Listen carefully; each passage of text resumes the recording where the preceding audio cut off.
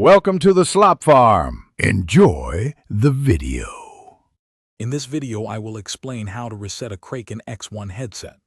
First, it's important to know there are two main types of resets, a soft reset and a factory reset.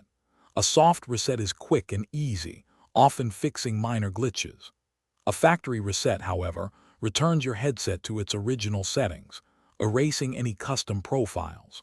Before attempting any reset, always ensure your headset is securely connected and check your device's sound settings for simple fixes. This can save you a lot of time and effort.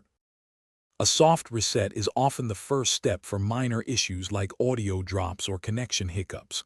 To perform this, simply find the power button on your Kraken headset. Press and hold it down until the headset powers off completely. Give it a moment, about 5 seconds, then press and hold the power button again to turn it back on.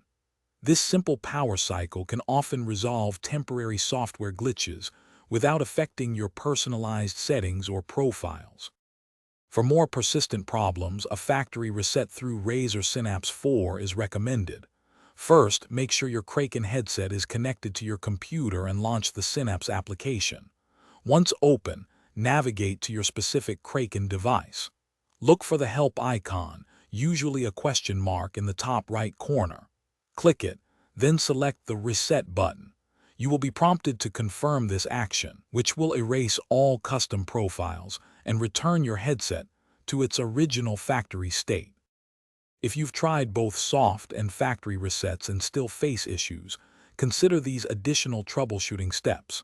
Sometimes, a clean reinstallation of Razer Synapse can resolve deeper software conflicts. Also, ensure your computer's audio drivers are up to date, as outdated drivers can cause various sound problems.